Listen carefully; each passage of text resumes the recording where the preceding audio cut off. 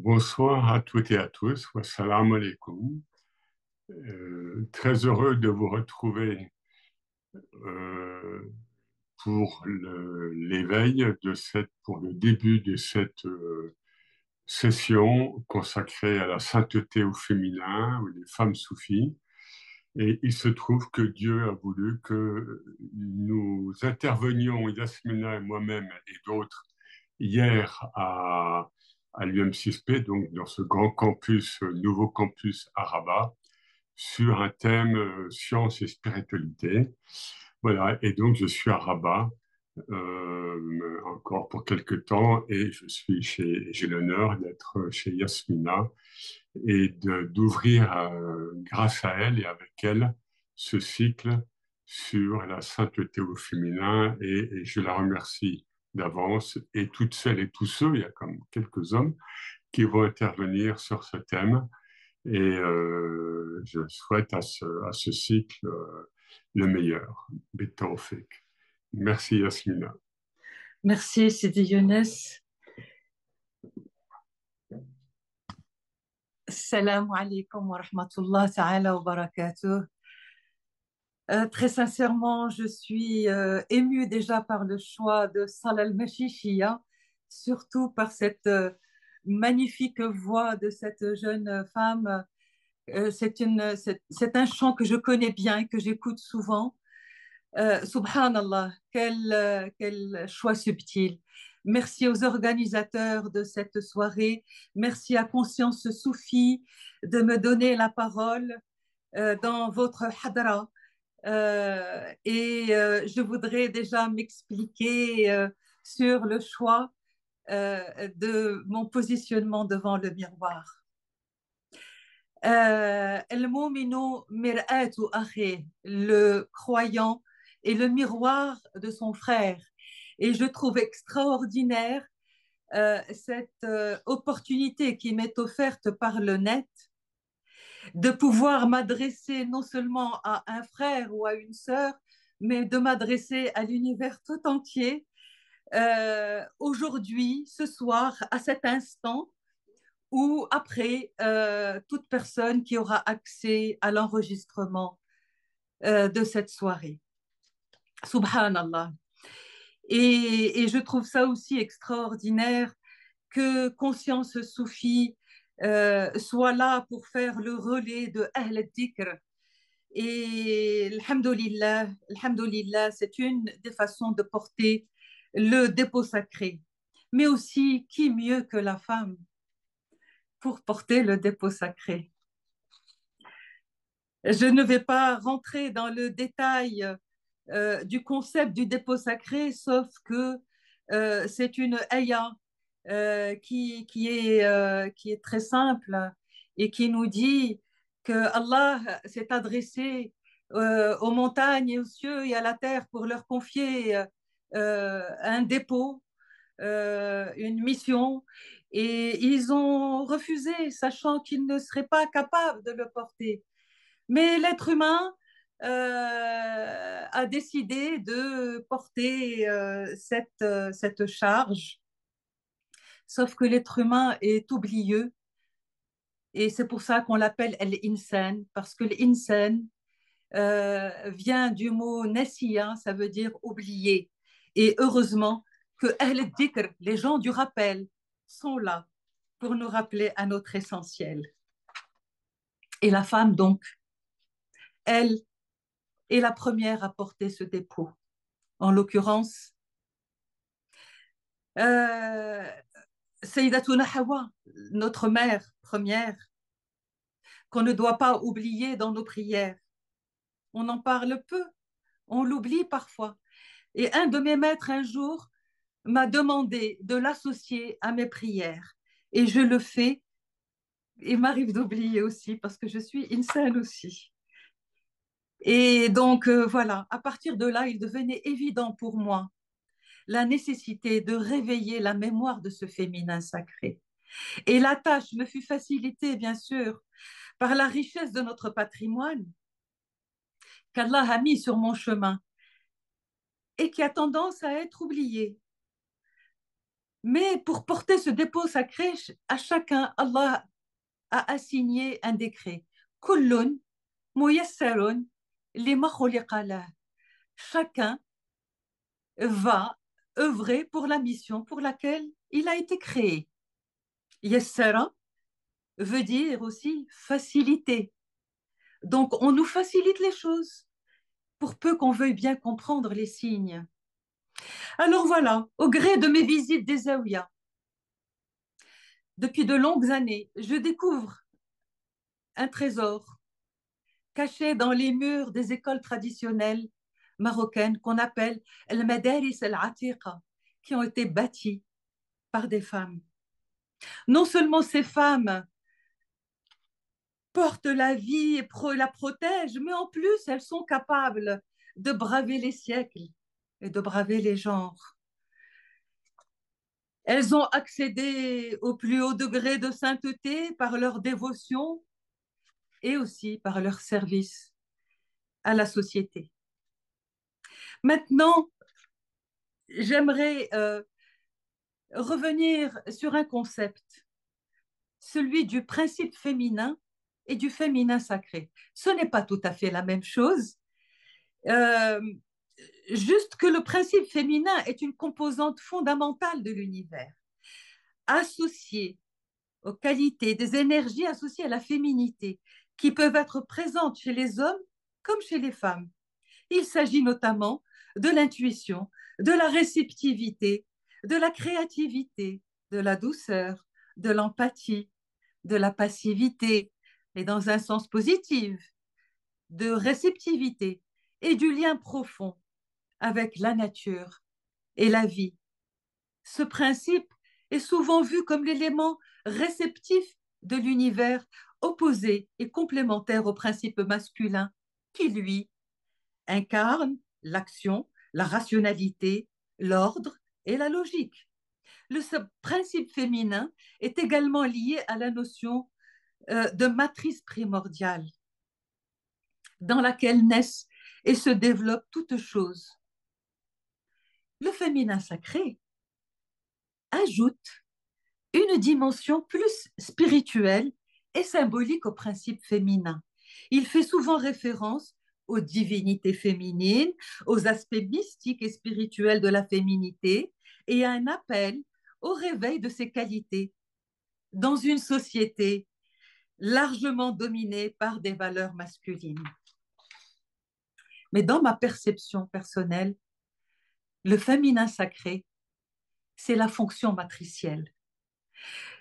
Le féminin sacré, c'est la manifestation du kun primordial, l'énergie qui libère le non existentiel à l'être manifesté, le potentiellement fertile, un réceptacle des attributs divins.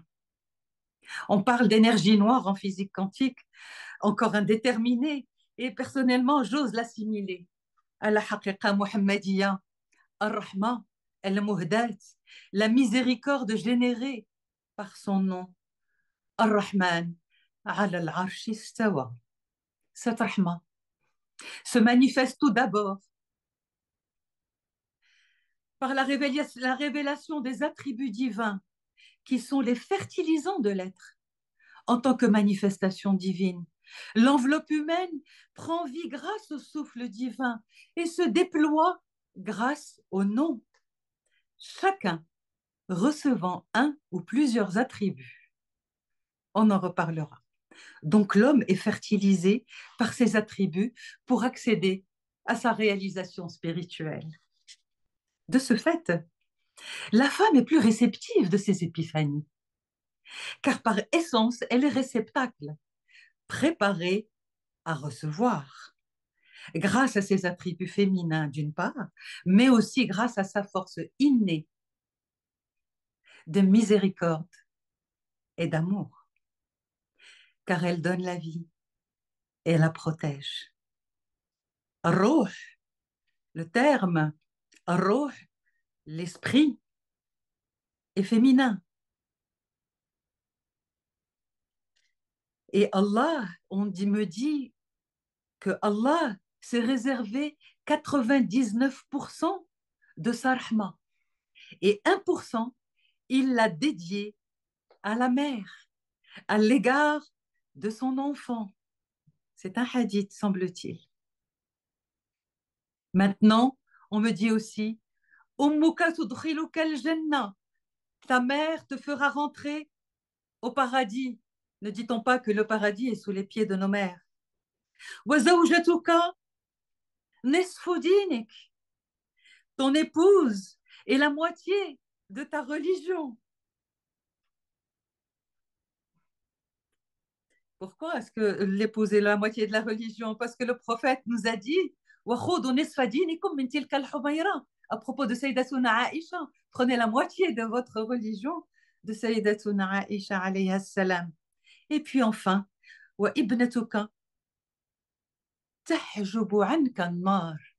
et ta fille te protégera des feux de l'enfer. La rahma, miséricorde, se manifeste autant chez l'homme que chez la femme, mais un peu plus chez la femme, tout naturellement.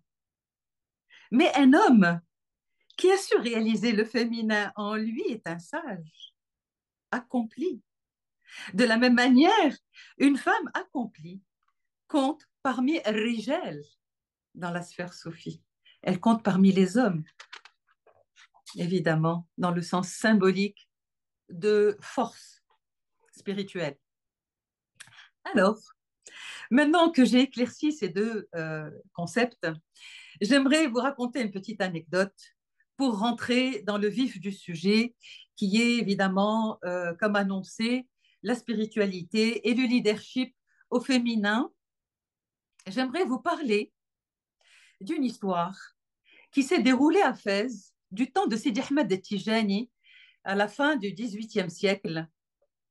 La ville a été menacée par une épidémie et le cher Sidi Ahmed Tijani a convoqué tous les awliyas de la région en leur disant qu'il fallait œuvrer pour protéger la ville de cette épidémie. Donc, il faisait appel à la force spirituelle de ces messieurs. Et ces messieurs se sont consultés, ils ont évalué l'ampleur du danger et ils ont en même temps, en toute honnêteté et humilité, évalué leur capacité à faire face à cette mission. Eh bien, ils ont décliné la proposition de Sidi Ahmed Tijani et ils lui ont dit on ne sera pas capable d'éloigner cette épidémie de la ville de Fès. Désolé. Et Lalla Menana Belghitiya, qui était une mjdouba, je vais juste expliquer ce que c'est qu'une mjdouba. Dans la voie soufie, il y a deux types de disciples. Il y a le cheminant qui a choisi d'emprunter cette voie, et il y a le rabbi, celui qui n'a rien demandé et qui a été invité par Allah subhanahu wa ta'ala à emprunter un chemin que Allah a choisi pour lui. Et donc, Lalla Menana fait partie de ces femmes ravies. Et donc, elle entendait des choses, elle voyait des choses et elle avait une intuition particulièrement développée et elle a entendu parler de ce danger qui menaçait la ville de Fès. Elle est allée taper à la porte de Sidi Ahmed Tijani et lui a dit « Si tu veux bien, je m'en charge. » Sidi Ahmed Tijani lui dit « T'es sûr ?» Il y a tous tes collègues là qui ont décliné. Elle lui dit « Non, non, non, t'inquiète, je gère. » Ah, bah très bien. Eh bien, on a vu Lalla Menana Belghitiya aller sur une colline dans la périphérie de la ville de Fès et elle est allée prier, parler au Seigneur, à Allah subhanahu. Elle avait certainement une façon particulière de le faire et Allah seul sait où il dépose son secret. Eh bien, à un moment donné, tous les gens de la ville de Fès ont entendu un bruit de canon. Et ils ont eu peur. En fait, Lalla Minana a fait face à cette menace et elle est tombée. Et cette force de l'impact il a fait ce bruit de canon. Voilà. Mais ce n'est pas tout dans cette histoire. C'est que je me suis demandé, moi personnellement, pourquoi Sidi Ahmed Tijani, dont on connaît le rang spirituel, aurait-il eu besoin d'avoir recours à quelqu'un d'autre? Et j'ai compris par la suite qu'en fait, c'était une leçon de féminisme, une leçon subtile. Il voulait montrer à ces messieurs qu'une femme pouvait avoir un pouvoir spirituel supérieur à celui de tous les hommes, de tous les awliyas de la région réunie. Voilà, petite anecdote. Maintenant, je vais revenir à mon expérience propre. Ce que j'appellerais le motif impulsif et déterminant dans ma démarche pour aller sur les pas de ces saintes. En fait, déjà, mon vécu dans l'espace de culte, chez nous en tout cas, euh, me dérangeait. Parce que quand on va à la Mecque, on fait le tawaf, hommes et femmes réunis. Et je ne comprenais pas pourquoi dans nos mosquées ici, ou dans les zaouïas un peu plus tard, il y avait une salle réservée aux hommes, une salle réservée aux femmes. Et très souvent, les espaces réservés aux femmes étaient des espaces résiduels et ça me révoltait. Et comme j'étais très enthousiaste dans mon élan de découverte de la voie soufie, j'allais voir les mokadem, j'allais voir les imams et je leur disais, c'est pas normal. Tenez-vous bien, qu'est-ce qu'on me dit? Eh ben, quand tu seras plus vieille, tu pourras t'associer aux hommes. Ah bon? Eh ben, dans ce cas-là, moi, je vais me déguiser, puisqu'il faut être un homme pour prier. Mais je ne pense pas que ce soit ainsi que Allah l'ait décidé. Donc, ça m'a révoltée et du coup, ça m'a amené à me poser un tas de questions. Pourquoi en sommes-nous encore aujourd'hui à distinguer le féminin et le masculin dans la sphère spirituelle? Est-ce que parce qu'on ne connaît pas les textes sacrés? Le Coran est clair, les hadiths sont clairs. Le dernier hadith du prophète, fi khutbat al-wada', le discours, le prêche de l'adieu, il a conseillé à la Ummah de prendre soin des femmes. Parce qu'il sait, lui, le prophète, sallallahu alayhi wa sallam, que la femme porte la vie et la protège. Donc il faut protéger cette matrice de la société. Alors, de question en question, je me suis dit, bon, peut-être que il faudrait faire quelque chose pour attirer l'attention là-dessus et poser, en faire un sujet de débat. La yuwajahu al-fikr illa bil-fikr. On ne peut pas affronter une pensée qui est devenue très récemment, d'ailleurs chez nous, de plus en plus extrémiste. C'est nouveau, ça nous vient d'ailleurs. Je me suis sentie la responsabilité d'ouvrir le débat et de poser ce genre de questions euh, parce que ça fait partie de la mission. Et donc, mon travail est une ode ou un ode à la gouvernance féminine. J'aborde la question saillante de la participation des femmes dans la vie spirituelle, tout en l'ancrant dans l'espace et dans le temps. Une démarche sereine qui déconstruit les dogmes et les perceptions stigmatisantes. Pourquoi est-ce qu'on nous dit que le prophète aurait dit que la femme est indigente de foi et d'esprit? C'est impensable qu'il ait pu dire ça, alors qu'à côté, il nous dit prenez la moitié de votre enseignement religieux chez Sayyidatuna Aïcha. Donc, il faut aller chercher au plus près la véracité et l'authenticité des propos qu'on prête au prophète, sallallahu alayhi wa sallam. Par contre, il a dit la femme est la sœur germaine de l'homme. Ça, oui, il l'a dit. Et c'est un hadith authentique.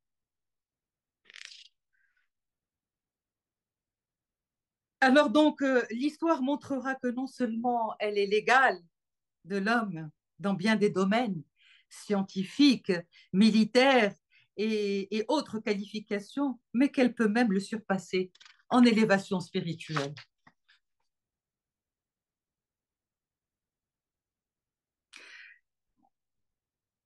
Maintenant, pour faire face à ce subterfuge obscurantiste qui commençait à nous envahir, heureusement, ça commence à se dissiper progressivement, mais il me fallait légitimité et visibilité. Il fallait que je puisse avoir la possibilité de prendre la parole dans un endroit où on m'écoute. Ma légitimité, Dieu merci, me vient de mon background. Je suis petite fille de ulama, fille de gens qui ont toujours prôné l'islam du milieu. Donc, c'est un patrimoine qui m'est précieux et que je porte dans mes gènes. Et la visibilité, eh bien, je vais l'acquérir grâce à mon premier ouvrage. Mon premier ouvrage a été un périple assez particulier où j'ai été faire le tour des Zawiya Tijanes à travers le monde et j'ai sorti un livre en 2015 et ça a surpris. Ça a surpris beaucoup de gens, notamment les gens de ma propre chapelle, puisqu'aucun homme auparavant n'avait fait ce travail de consignation. En tant qu'architecte, j'ai fait un travail de témoignage, oui, mais surtout de consignation du lieu et de l'esprit du lieu. Donc, pour permettre aux gens du quatre coins du monde eh ben, de savoir ce qui se passe ailleurs. Et la visibilité va venir ensuite par la présentation de cet ouvrage, les conférences de presse, et la presse a été très généreuse avec moi, les conférences et les médias. Mais la deuxième chose qui m'a beaucoup aidée, c'est que pour mon deuxième ouvrage, euh, je vous montre la couverture, Sacrée femme, sur les pas des saintes. Cet ouvrage a été encadré par Sidi Idriss Fassi Fihri, qui est le imam et le président de la Qarawiyya. Tout le monde le connaît. C'est une autorité religieuse. Je vous montre sa photo. Voilà. Et il a eu la grandeur d'âme et la générosité, la délicatesse de m'offrir la préface. Et ça, eh bien, ça a donné de la légitimité au travail que j'allais exposer sur les saintes du Maroc. Évidemment, comme nous dit le prophète, idfa billati hiya ahsan, le discours agressif des extrémistes, j'y fais face par de l'amour et par de la beauté dans l'écriture et dans les images que j'offre dans mon livre. Maintenant, euh, dans mon périple, pour aller sur les pas de ces saintes, j'ai découvert bien sûr les zawiyas, et notamment une zawiya de femmes à laquelle j'adhère, dans laquelle j'ai été formée, dans la région de Eïtbaha, qui est pas loin de Tafraout, pour ceux qui connaissent le Souss du Maroc. C'est une zawiya de femmes qui abrite des femmes esselées de la région et qui les occupe à cultiver des choses comme les herbes aromatiques et qui nous guérissent. Et cette zawiya s'appelle Yadlen. Et mon surnom, c'est Ta'dilt, c'est-à-dire celle qui a été métamorphosée. Évidemment, j'ai été métamorphosée par cette zawiya. Et la sainte dame qui présidait à cette zawiya est décédée il y a bientôt maintenant 2 ans. Et j'ai une pensée très forte pour elle là maintenant. Faisons le tour de ces zawiyas je découvre un jour les écoles traditionnelles, comme je l'ai dit dans l'introduction, el madaris al-atiqa. Mais il se trouve que toute la région du Souss est jalonnée d'écoles traditionnelles où on apprend le Coran, on apprend le fiqh, on apprend toutes les sciences et on forme des garçons, les futurs imams, les futurs ulama qui aujourd'hui viennent dénigrer la femme. Pour moi, c'était impensable. Donc, j'ai trouvé que c'était ce qu'il fallait démontrer.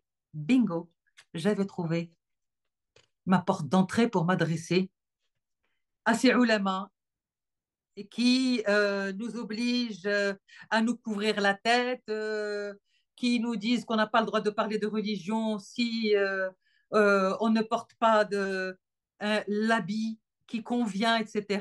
Et d'ailleurs, je vais vous raconter une petite anecdote à propos de l'habit. Dans ce sous, il y a une waliya, une grande sainte, qui était très connue, euh, qui se baladait dans les rues de son village sans se couvrir la tête. Elle ne voulait pas se couvrir la tête. Et dans le Souss, parfois, en été, il fait très très chaud. Et elle était légèrement couverte. Et quand elle passait dans le souk, devant les messieurs, il y avait des messieurs qui se moquaient d'elle. Ceux qui connaissaient son rang spirituel, ils se demandaient pourquoi elle ne réagissait pas. Elle aurait pu, en un claquement de doigts, les pétrifier sur place si elle l'avait voulu. Mais Ar-Rahman, la miséricorde, bien sûr qu'elle ne le fait pas. Donc il y en a un qui est venu lui dire pourquoi, madame, tu ne réagis pas quand on t'attaque sur ta tenue vestimentaire? Qu'est-ce qu'elle va leur répondre? Les grands hommes, mon habit ne les intéresse pas. Et les goujats ne m'intéressent pas. الرجال ما همتهم والشميت ما هموني. Voilà, ben, tout est dit. Alors, je voudrais revenir donc à ma démarche. Il y a un double intérêt dans ma démarche. D'abord, le Souss représente le monde de l'Atlas, surtout rural, et Fès, le monde urbain. Donc, mon travail est un axe entre Souss et Fès. C'est la colonne vertébrale de la spiritualité au féminin au Maroc.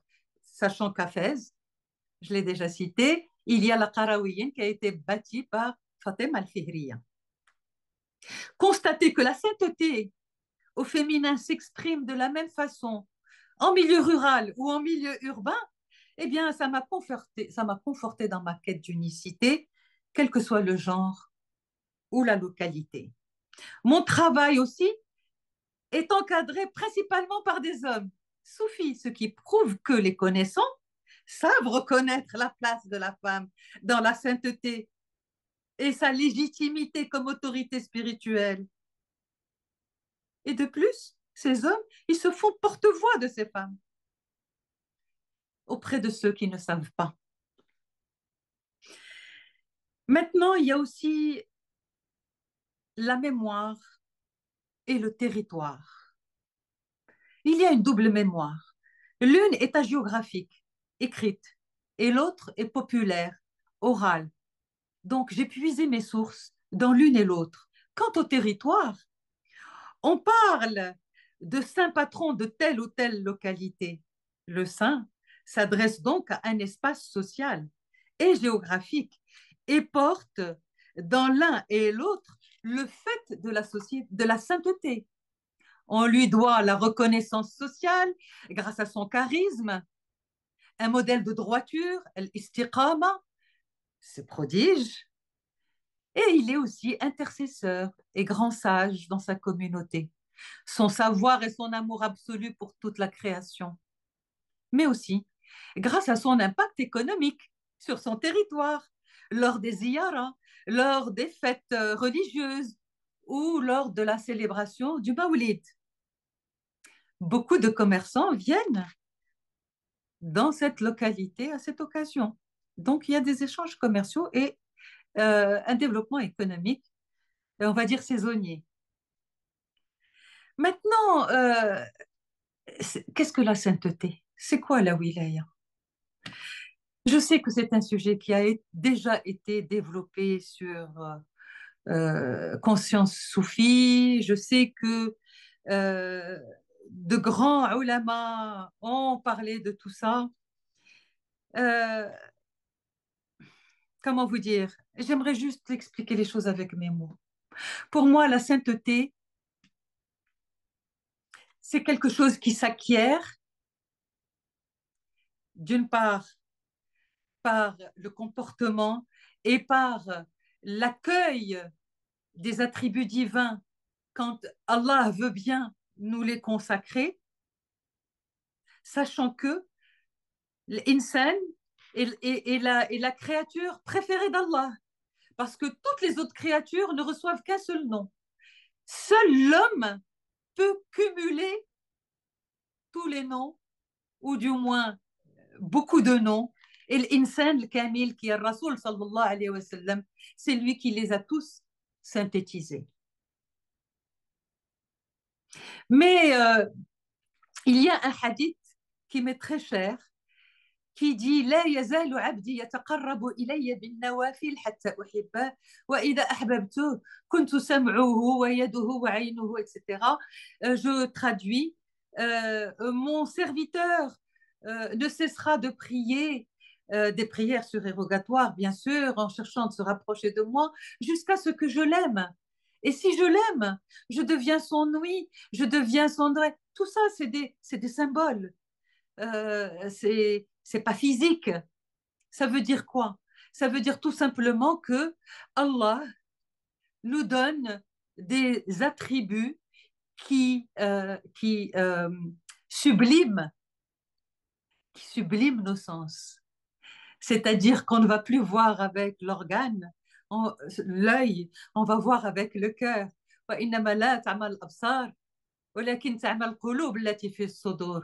Ce n'est pas l'œil qui devient aveugle, mais ce sont les cœurs dans les poitrines qui deviennent aveugles quand elles ne sont pas dotées ou gratifiées par la grâce d'Allah. يجتبي إليه من يشاء ويصطفي إليه من ينيب. Et je pense que les saints, les awliya, sont des élus. Allah observe sa création, il observe les hommes, et il y en a à qui il décide de confier des missions. Et il y a des awliya qui opèrent, qui ont le tasrif grâce à Dieu.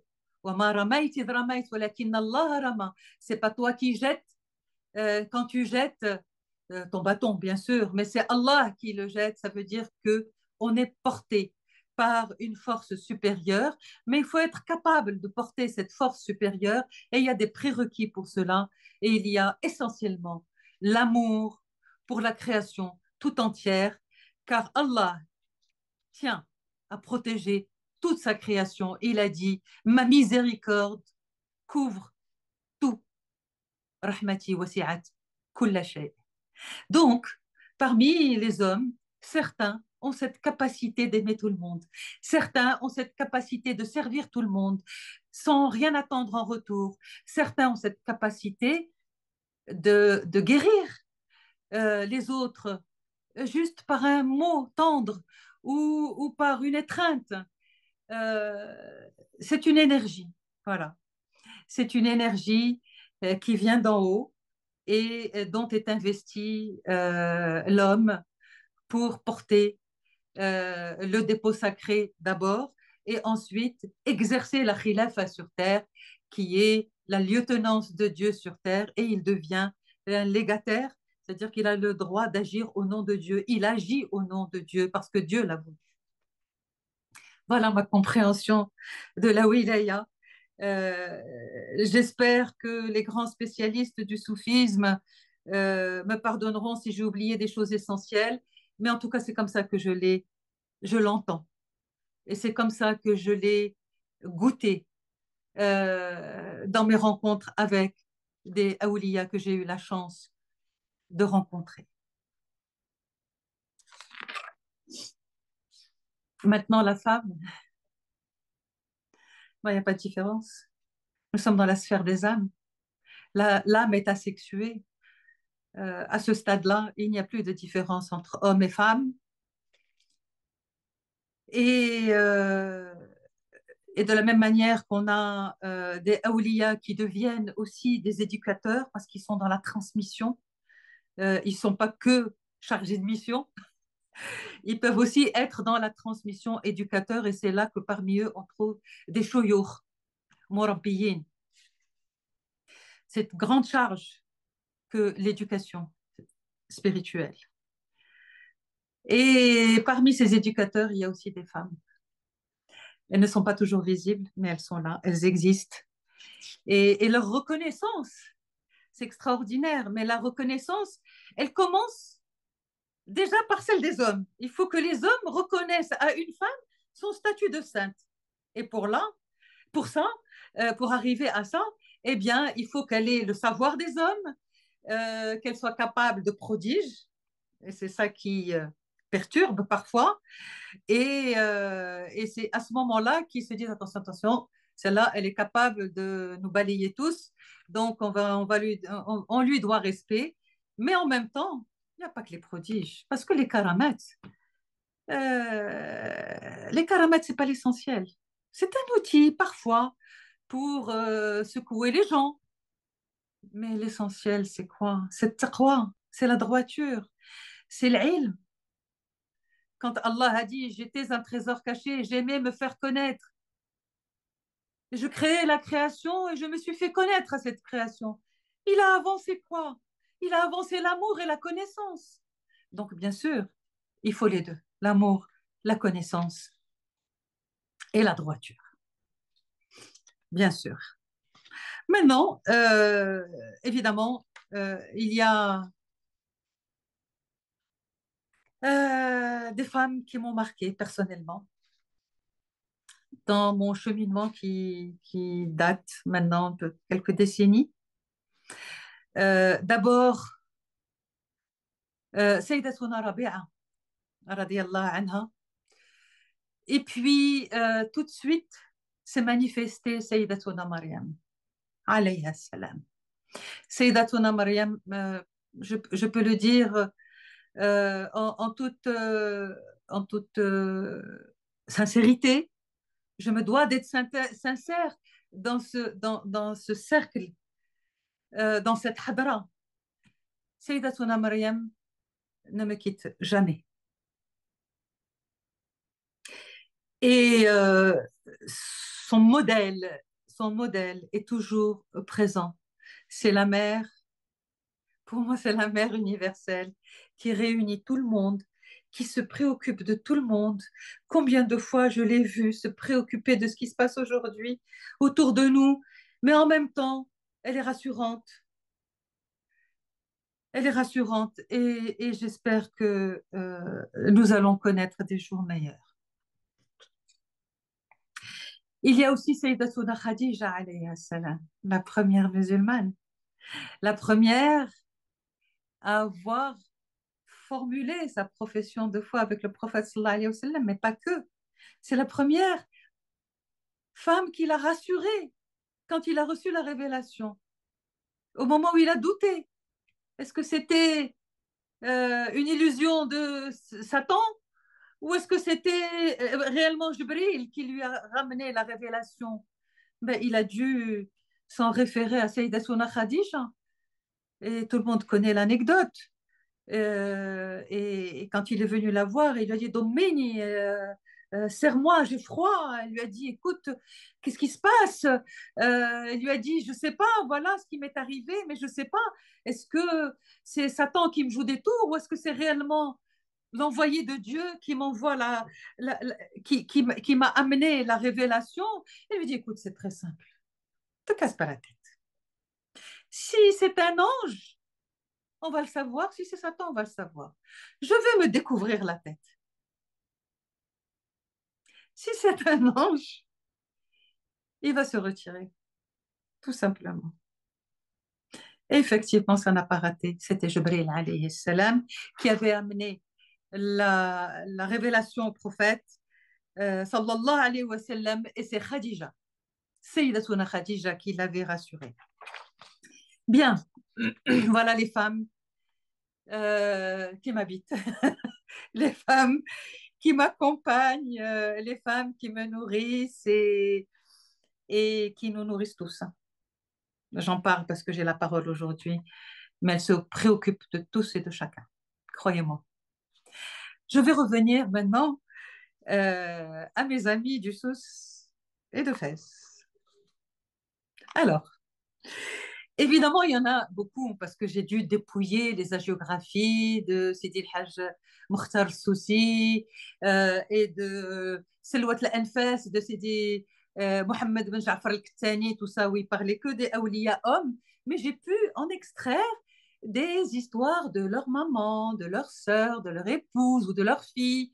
Et j'ai réuni quelques petites histoires. Je vais garder juste euh, les plus drôles. Bah, elles sont pas drôles, mais disons les plus touchantes. Allez, on va dire ça comme ça. Alors, Lalla Ta'allat. Lalla Ta'allat, elle est à quelques encablures de Eit Baha. Eit Baha est à 1 heure d'Agadir. Et Lalla Ta'allat était une femme qui avait le don de la téléportation. Elle se déplaçait où elle voulait, quand elle voulait. Et les gens l'ont vu. Euh, Elle assistait même à la bay'a des rois du Maroc. Et elle revenait chez elle, elle allait visiter les awliya de sa région ou d'autres régions. Elle se déplaçait comme elle voulait. Bon, aujourd'hui, les physiciens quantiques pourront peut-être nous expliquer comment on pourrait arriver à la téléportation. Ça m'intéresse beaucoup. Mais bon, à l'époque de la Ta'allat, on ne parlait pas encore de physique quantique et elle se téléportait. Et la dame avait aussi la capacité de produire du pain immédiatement au moment où on lui ramenait le grain. La phase de moudre le grain, de pétrir le pain, de le mettre dans le four, tout ça, elle zappait. Contraction du temps et des actions. Quand tu lui donnes un sac de blé, elle te donne du pain direct. Et ça, les gens l'ont vu. Donc, évidemment, sa sainteté, elle a été tout de suite reconnue, d'autant que on revient au ilm, à la science, d'autant qu'elle a construit une école pour l'apprentissage du Coran. Et cette école, depuis des siècles maintenant, existe encore. On y fait encore des moussem qui réunissent des milliers et des milliers de visiteurs pendant 1 semaine pour les hommes et 1 semaine pour les femmes. Mais ce qui est magnifique, c'est que cette école, c'est le premier campus de l'histoire.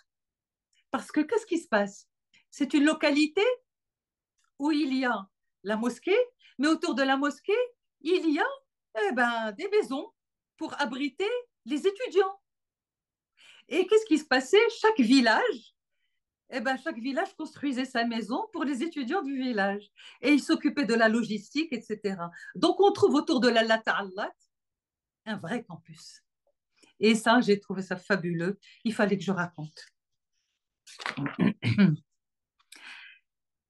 Alors, deuxième histoire, c'est la Faqira Mamas, qui est pas loin. Hein. On n'est pas très loin de Tanelt, mais c'est toujours dans la région du Souss.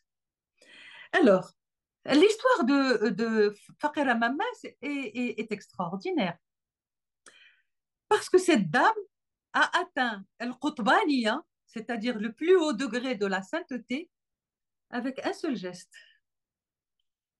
Un seul geste. C'était quoi?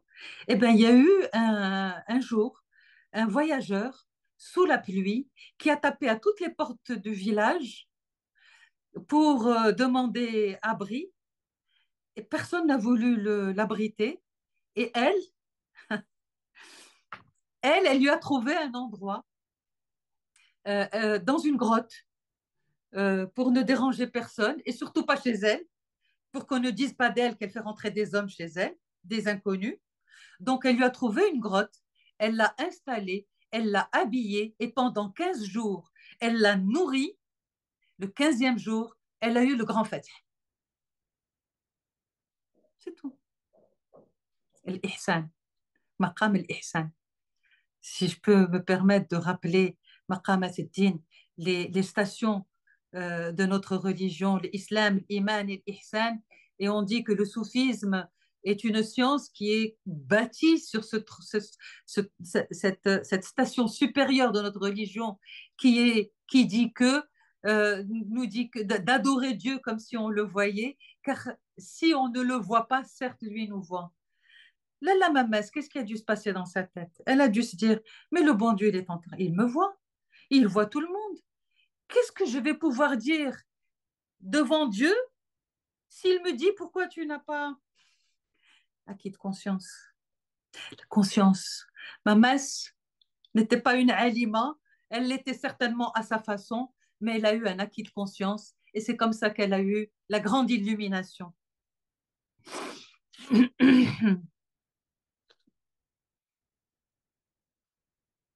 Je vérifie mon timing si je suis, si je respecte bien mon timing. Si je dois m'arrêter, vous me faites signe, s'il vous plaît. Euh,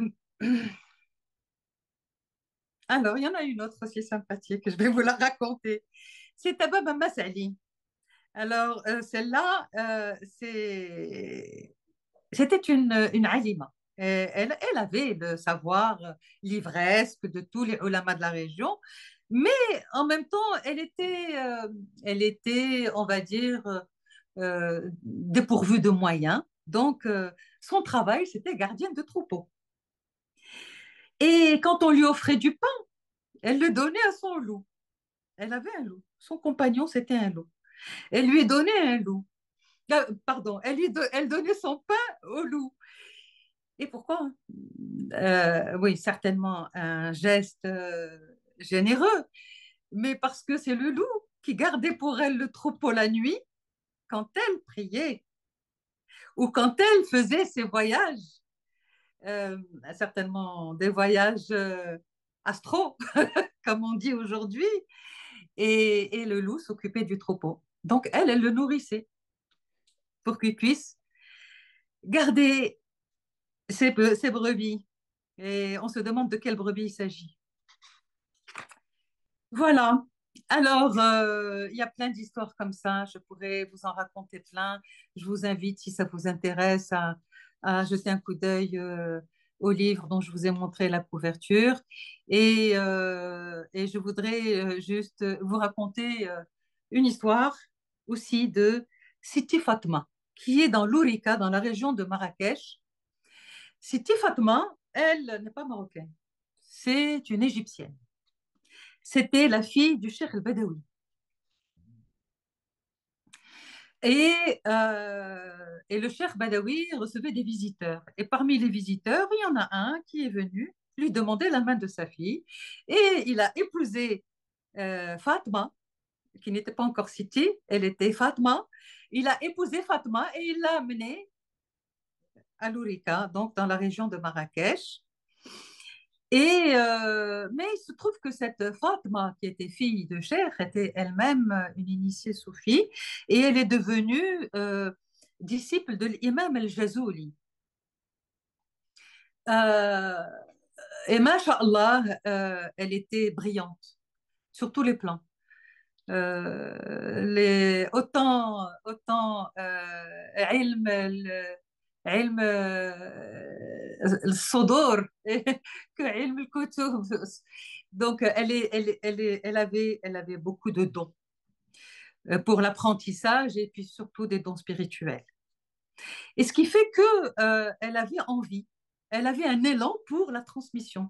Elle voulait aussi donner des doros, donner des cours, comme les hommes. Il n'y avait pas de raison, puisqu'elle avait les mêmes attributs, et les mêmes atouts et le même élan. Mais ils ne l'ont pas laissé. Alors, qu'est-ce qu'elle faisait? Eh bien, c'était Fatma se déguiser. Sidi Fatma se déguisait et elle allait dans des villages très lointains pour partager sa science, sachant que rien ne lui appartenait. C'est un flux, min Allah, un flux. C'est un dépôt sacré. Elle ne peut pas le garder pour elle. Elle est là pour transmettre. Donc la wilaya s'inscrit aussi dans la transmission. On devient un canal. On reçoit, on donne. Axe vertical, axe horizontal. C'est ça la khilafa. Donc, Sidi Fatma, pour revenir à l'anecdote, Sidi Fatma, elle se déguisait. Et puis, à un moment donné, elle a été découverte. Mais ce qui sortait de sa bouche était des paroles d'or tellement imposantes que personne n'a pu remettre en cause son statut d'enseignante. Elle a eu 2 filles qu'elle a formées. Elle a été très généreuse. Et jusqu'à aujourd'hui, la tradition se perpétue de nourrir les gens du village. Ses filles sont enterrées à côté d'elle pour ceux qui veulent aller la visiter. C'est Fatma Al-Ourika. J'ai cité Lalla Menana Belretiya de Fès. Je vais en citer une deuxième. Celle-ci n'est pas Mjdouba, celle-ci est une Selika. Donc, on aura vu les 2 cas de figure. Lalla Amina, la fille de Sidi Abdelrahman Fassi Fihri, fils du cheikh Sidi Abdelkader El-Fassi, qui est connu à Fès et qui est mon aïeul du côté de ma maman. Voilà.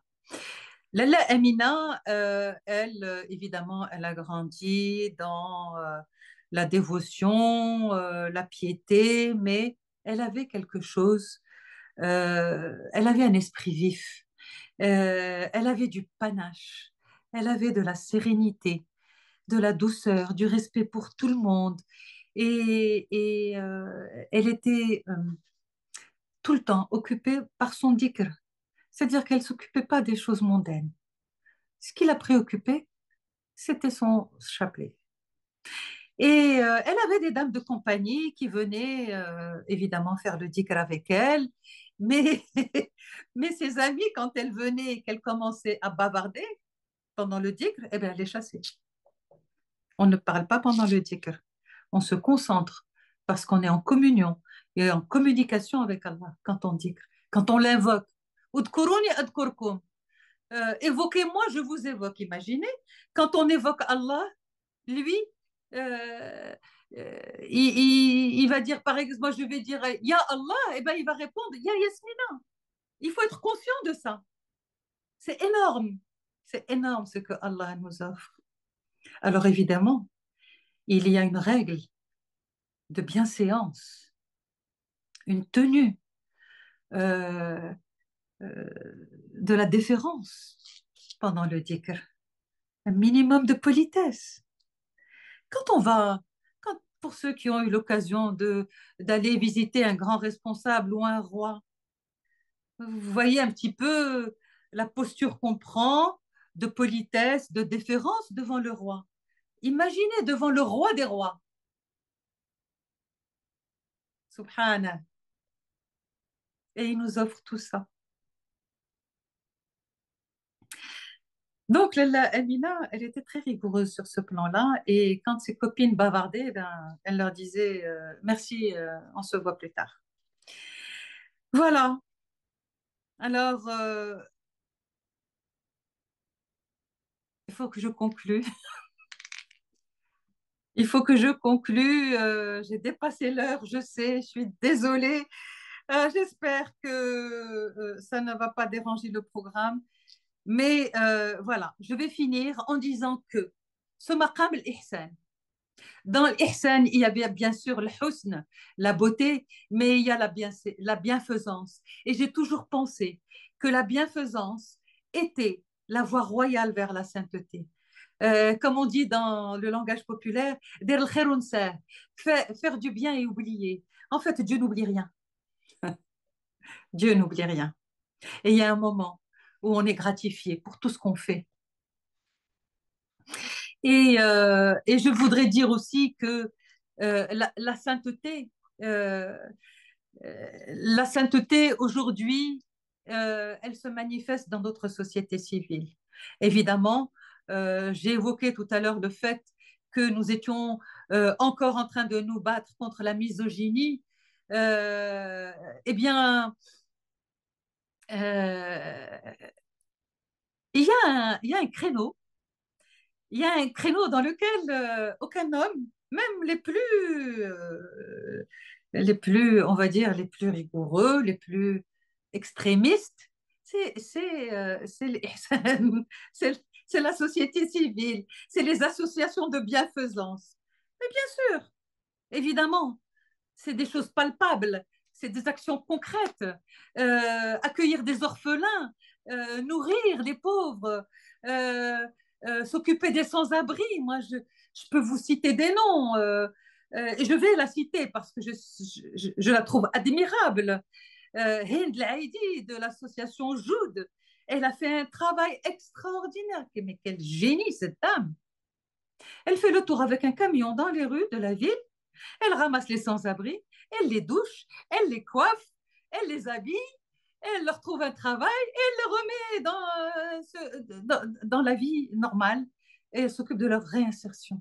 C'est pas ça la sainteté aujourd'hui. La sainteté, c'est pas s'occuper, on en a parlé tout à l'heure rapidement, s'occuper euh, s'occuper de Khalqullah qui est autre que nous, les animaux. La sainteté, c'est pas aussi s'occuper de la nature que Allah nous a offert pour notre bienfait, pour notre subsistance et l'air que nous respirons. Bon, on peut trouver plusieurs voies pour accéder à Dieu. Et je pense que l'amour est déjà la voie la plus sûre parce que l'amour, il englobe tout. Et pour moi, Rahman, la miséricorde, c'est d'abord de l'amour. Je pense que je vais arrêter là parce que sinon je vais vous retenir encore longtemps. Et je remercie tout le monde pour son écoute, l'univers entier, alhamdoulilah, a écouté euh, mon partage. Là, je vais proposer à Mina de vous projeter une petite vidéo de 3 minutes pendant que vous préparez vos questions. Et on va faire un petit voyage de ces sites que j'ai visités. Et je vous retrouve tout de suite pour les questions-réponses. Merci beaucoup.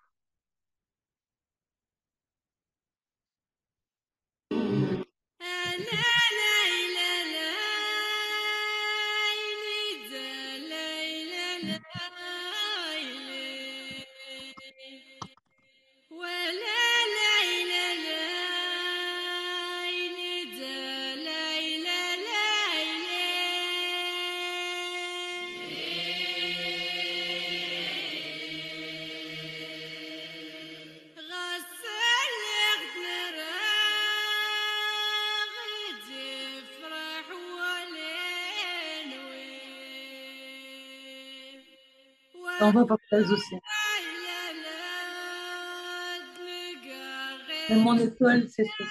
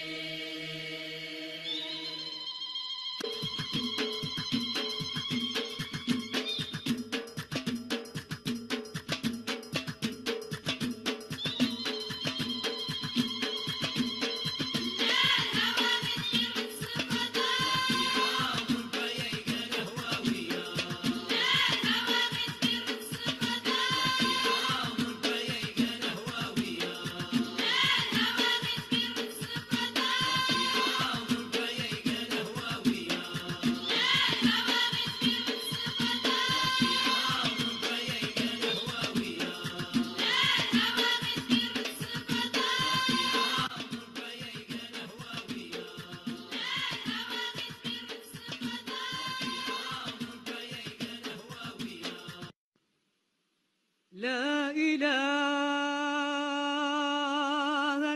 إلا الله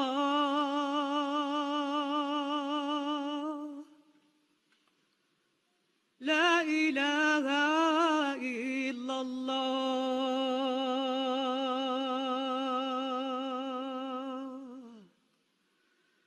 لا إله إلا الله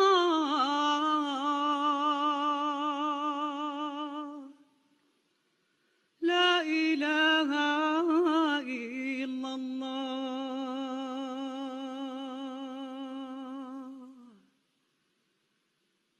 مولاي صل وسلم دائما أبدا على حبيبك خير الخلق كلهم. لما ياسمين الصبيحي أنا لقبتها بلقب مفكرة زمانها ومذكرة أهل أوانها. العمل اللي قمتي به وتشكر عليه، وهادشي اللي تيقومش به عامة الناس، هادشي غير ديال الخواص. شكرا جزيلا جزيلا جزيلا على هذا العمل اللي كتقوم به. Voilà. Merci beaucoup, Yasmina Sbihri, pour votre partage ce soir. Alors, sur le chat, énormément de remerciements, vraiment des messages touchants qu'on essaiera de vous partager et que vous pourrez lire un petit peu plus tard. Attendez, je vous remets le son. Hop. Voilà. C'est bon, vous Voilà. m'entendez? Alors, attendez un instant. Là, je vous entends pas. Vous m'entendez? Hop. Moi, je vous entends. Ah oui, c'est bon. Voilà, c'est bon. Vous m'entendez? Attendez. Hop. Un instant. Qu'est-ce qui se passe? Oui, voilà, désolé. C'est bon? Oui, oui, c'est très bien. Oui, oui. Alhamdulillah, alhamdulillah. Oui, Alhamdulillah. oui. Oui, je vous disais donc qu'on a reçu énormément de messages sur le chat qui vous remercie énormément pour Alhamdulillah, cette alhamdulillah, conférence. alhamdulillah. Donc, on va commencer les questions qu'on a Oui, pu recevoir. avec plaisir, avec plaisir. Alors, excusez-moi, avant de commencer les questions, on se demandait si votre livre est-ce qu'on pouvait trouver votre livre en France? Oui, Oui, il a été distribué en France. Je vais m'en assurer, je vous dirai ce qu'il en est. d'accord, très bien. Mais je sais qu'il a été distribué en France, oui, oui. C'est la Croisée des Chemins à ses boutiques en France. D'accord, très bien. Alors, on va commencer avec une première question.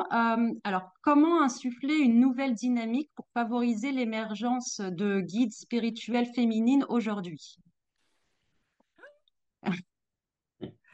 Je dois répondre une à une? Vous préférez en avoir Non, non, c'est très bien. Je vais Non, c'est répondre très bien, oui, tout oui. de suite. Alors, bon, évidemment, il n'est pas usuel d'avoir des guides féminines chez nous aujourd'hui, mais euh, on peut être guide sans le déclarer. Il suffit d'éduquer par l'exemple.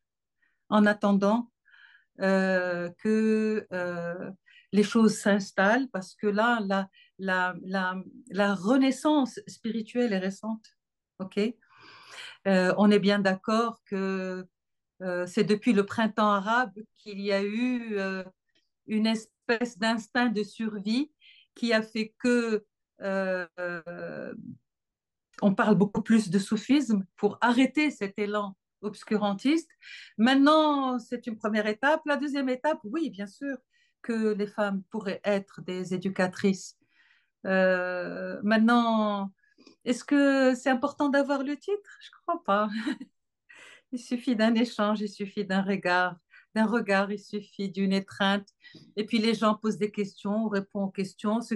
Celles qui sont initiées, eh ben, elles partagent leur savoir avec celles qui voudraient l'être. Et ça se fait en douceur, en toute sérénité. On n'a pas besoin de revendiquer des titres. Voilà ce que je pense. Merci beaucoup. Alors, beaucoup de questions sur, effectivement, dans le même ordre d'idées, sur la réalité de femmes ayant la fonction, finalement, de maître aujourd'hui. Alors, une première question à laquelle vous avez répondu, y a-t-il des femmes ayant la walaya de nos jours? Ben, votre exposé montre que oui, Dieu merci, il en est bien ainsi. D'autres questions sur le fait de savoir si il y a des zaouïas qui sont actuellement dirigées par des femmes, si notamment en France il y en aurait une, voire en Algérie, en Tunisie. Je ne saurais pas répondre à cette question. Moi, la seule zaouïa de femmes que j'ai connue, c'est celle que j'ai fréquentée et notre mère spirituelle nous a quittés il y a 2 ans.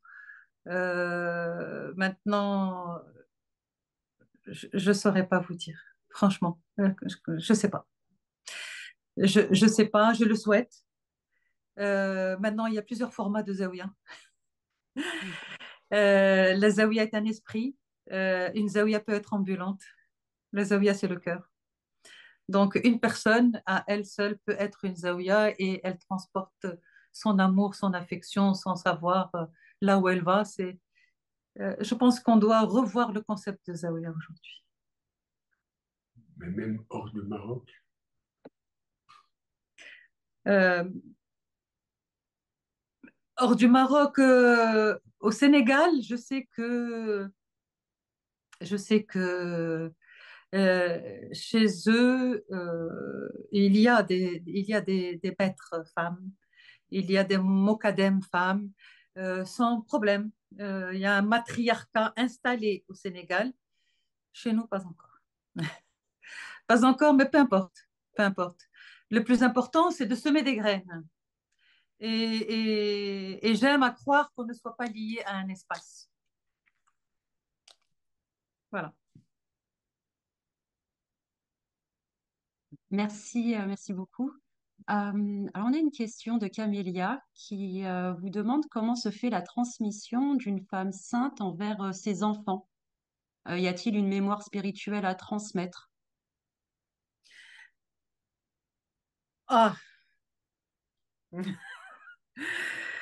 j'aurais dû demander aux saintes que j'ai croisées.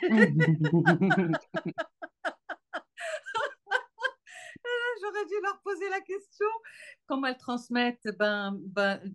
Je vous dirais que ce que je pense personnellement, c'est que toute femme qui a porté la vie en elle est une sainte.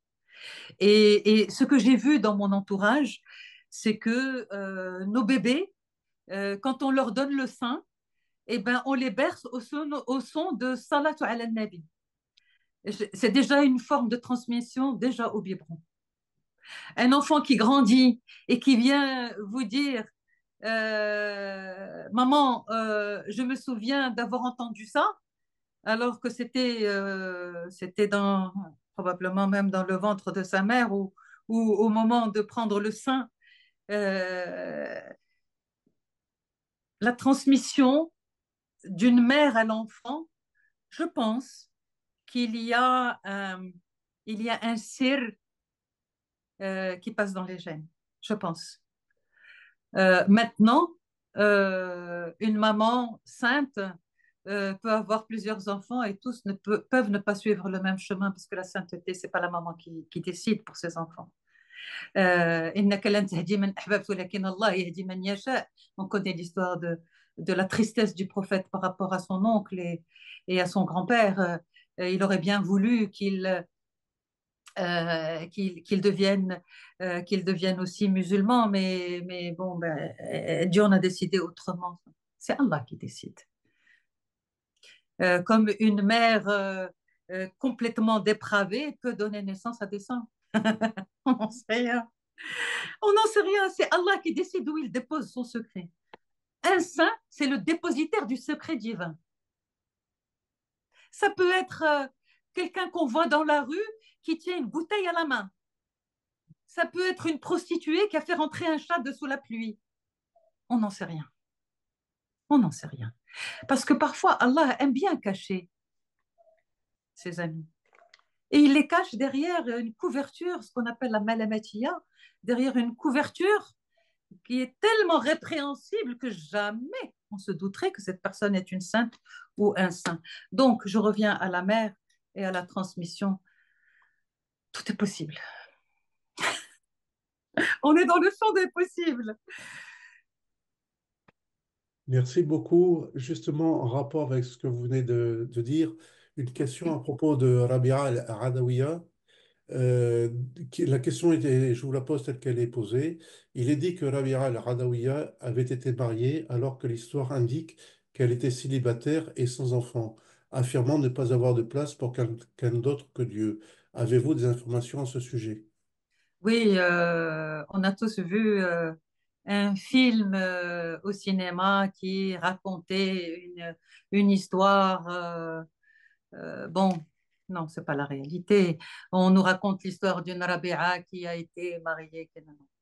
Moi, ce que je sais, d'après les documents auxquels j'ai pu accéder, Rabia n'a pas été mariée. Elle a été demandée en mariage même par Hassan al-Basri, et qui n'est pas n'importe qui.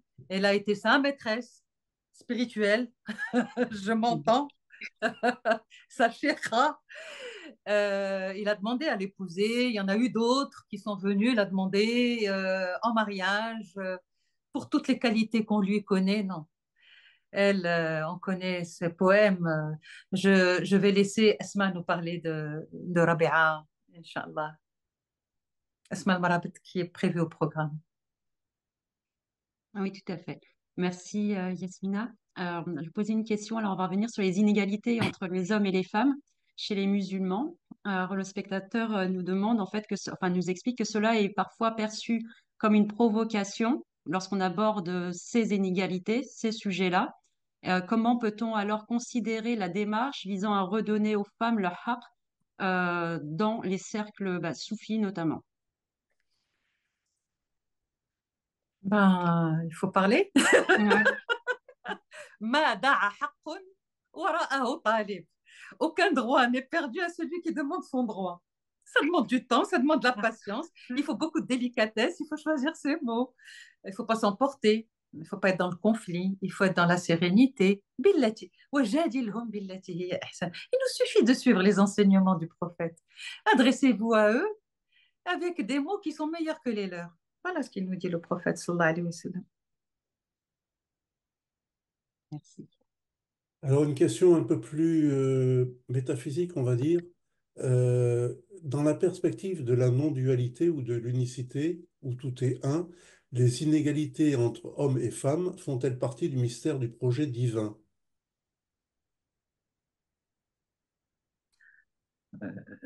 Je serais incapable de répondre à cette question. Je suis désolée. Je ne saurais pas répondre à ça parce que je n'ai pas ce savoir-là, tout simplement. La quête d'unicité, c'est ce qui nous porte.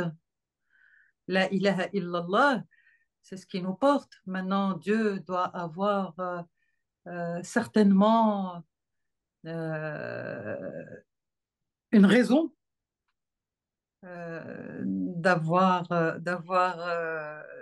d'avoir choisi de créer l'homme et la femme différents. Maintenant,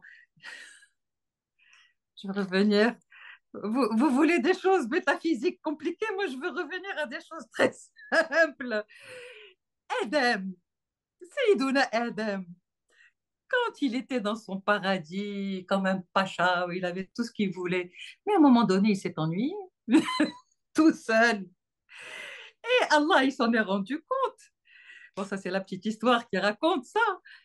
Et il dit, mais Adam, qu'est-ce qui t'arrive? Tu as tout ce que tu veux. Il lui dit, mais à quoi me sert tout ce bonheur, toutes ces belles choses, si je ne peux pas les partager avec quelqu'un? Bon, à mon petit niveau, je ne saurais pas répondre de manière métaphysique à votre question, mais tout ce que je sais, c'est que l'homme et la femme se complètent. L'homme a besoin de la femme a besoin de l'homme, et c'est un décret divin, et je ne saurais pas répondre autre chose.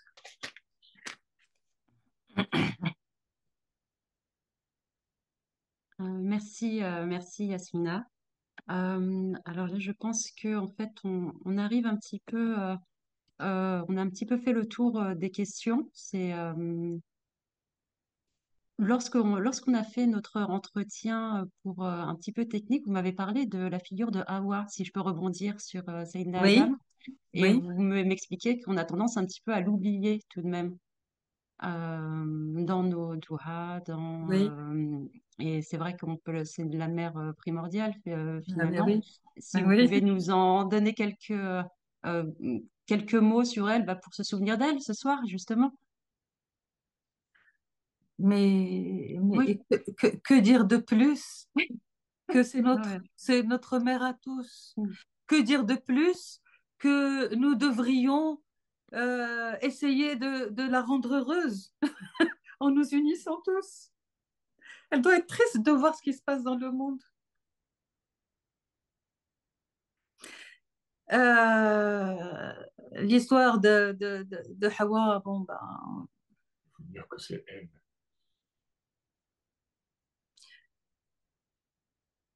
Il faut dire que c'est Ève. Tout le monde ne sait pas. d'accord. Alors, Hawa, c'est Ève en français, ok. Voilà ce qu'on me dit de dire. Oui, ben, voilà. Maintenant, l'histoire, ce qui s'est passé exactement, est-ce qu'elle est sortie? Bon, il y a plein de choses qu'on pourrait dire là-dessus, des asrar, des choses que tout le monde ne serait pas prêt à entendre. Je pense que, elle porte le sir de la procréation. Et le sir de la procréation, ben, il s'est perpétué, ce sir-là, il s'est perpétué jusqu'à arriver à notre prophète, sallallahu alayhi wa sallam. Donc, il y a plein de choses à dire autour de ça, mais je pense que c'est pas le moment, on va rester sur nos saintes. Très bien. Il faudrait un sujet spécial, spécial Ève, Oui, avec des spécialistes de Ève. Moi, je ne peux parler que ce que je connais. وما شهدنا إلا بما علمنا. Donc, je ne vais pas m'étaler sur des choses que je ne connais pas ou que je ne suis pas autorisée à dire aussi. Voilà. très bien. Ouais, merci, merci beaucoup. Ouais, c'était un bonheur. Et c'était un plaisir de vous écouter et vraiment, c'est un bonheur partagé par tout le monde. Comme je vous disais, le chat, beaucoup de remerciements. On vous remercie Ah, énormément pour votre ah, conférence, c'est super, c'est sincèrement. magnifique. Merci. Merci à tous ceux qui m'ont écouté ce soir, à tous ceux qui m'écouteront plus tard. Et j'espère que on connaîtra des jours meilleurs. Donnons de l'amour, on recevra de l'amour. Semons de l'espoir. Notre jeunesse en a besoin. C'était le mot de ma fin, de la fin. Voilà. Salam alaikum wa rahmatullahi Alaykoum wa assalam. barakatuh. Merci beaucoup. اللهم صل على سيدنا محمد الفاتح لما أغلق الخاتم لما سبق ناصر الحق بالحق الهادي إلى صراطك المستقيم وعلى آله حق قدره ومقداره العظيم صلاة تنجينا بها من جميع الأهوال والآفات وتقضي لنا بها جميع الحاجات وتطهرنا بها من جميع السيئات وترفعنا بها عندك أعلى الدرجات وتبلغنا بها أقصى الغايات من جميع الخيرات في الحياة وبعد الممات آمين آمين سبحان ربك رب العزة عما يصفون وسلام على المرسلين والحمد لله رب العالمين. Je vous aime, l'équipe de Conscience Soufie. Merci pour tout. Je vous aime, tous ceux qui ont été là pour écouter. Et Merci. On salam vous aime alaikum wa également. rahmatullah ta'ala wa barakatuh. أعوذ بالله من الشيطان الرجيم إن الله وملائكته يصلون على النبي يا أيها الذين آمنوا صلوا عليه وسلموا تسليما اللهم اللهم صل على من منه انشقت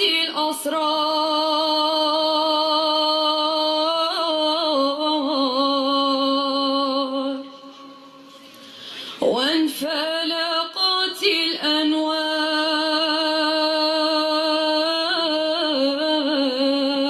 الأنوار وفيه ارتقت الحقائق وتنزلت علوم آدم فأعجز الخلائق وله تضاءلت الفهوم فلم يدركه منا سابق ولا لاحق فرياض الملكوت بزهر جماله مونقاه وحياض الجبروت بفيض أنواره متدفقاه ولا شيء إلا وهو به منوط إذ لولا الواسطة لذهب كما قيل الموسوط صلاة تليق منك بك إليه كما هو أهله اللهم إنه سرك الجامع الدال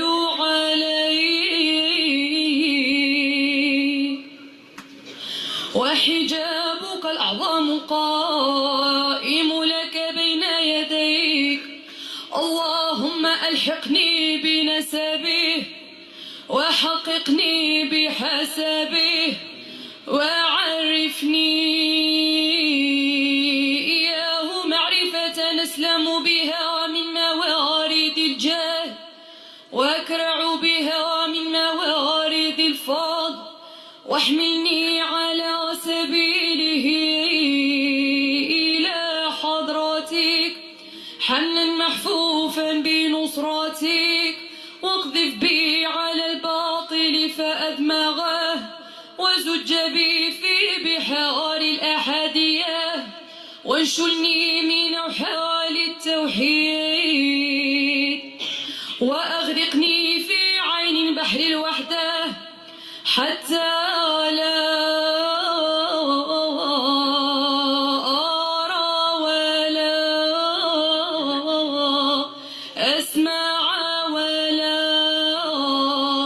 أجد ولا أحس إلا بها واجعل الحجاب الأعظم حياة روحي وروحه سر حقيقتي وحقيقته جامع عوالمي بتحقيق الحق الأول يا